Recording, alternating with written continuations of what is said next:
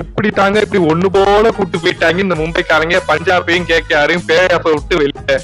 இன்னைக்கு நடந்த மும்பைக்கும் ஆர்ஆருக்குமான மேட்ச் தான் பிளே ஆஃப்ல விளையாட போற டீமோட டிசைடர்னு நேத்து இருக்க வீடியோலயே நான் சொல்லியிருந்தேன். அதே மாதிரி இன்னைக்கு நடந்த மேட்ச்ல மும்பை தோத்து ஆர்ஆர் பிளே ஆஃப்க்கு குவாலிஃபை ஆயிட்டாங்க. பஞ்சாபும் கேகேஆரும் ஒன்னா மும்பையோட சேர்ந்து வெளியில போயிட்டாங்க இந்த ஐபிஎல் சீசன்ல. இந்த மேட்ச்ல ஆர்ஆரை பொறுத்த வரைக்கும் இண்டிவிஜுவல் கான்ட்ரிபியூஷன் பார்த்தா ஜோஃப்ரா ஆர்ச்சர் தான் பயங்கரமா பண்ணியிருந்தாரு. அவரோட பவுலிங் சைட செம்மையா காட்டியிருந்தாரு. அதனாலதான் ஆர்ஆர் வின் பண்றதுக்கான மெயின் காரணமே. அவங்க பேட்டிங் சைட்ல பாத்தீங்கன்னா ஆர்ஆர்ல உண்மையிலே எல்லாருமே கான்ட்ரிபியூட் பண்ணியிருந்தாங்க. இந்த மேட்ச்ல வைபவ் சூரியவன்சி அடிக்கல. ஆனா மத்தபடி பார்த்தோம்னா ஜெய்ஷ்வாலு, ஜுரேலு, ரியான் பராக் எல்லாருமே நல்லாவே கான்ட்ரிபியூட் பண்ணியிருந்தாங்க அவங்களால முடிஞ்ச அளவுக்கு. ஏன் ஜோஃப்ரா ஆர்ச்சர் பேட்டிங்ல கூட 32 ரன் அடிச்சு நல்ல கான்ட்ரிபியூஷன் கொடுத்திருந்தாரு.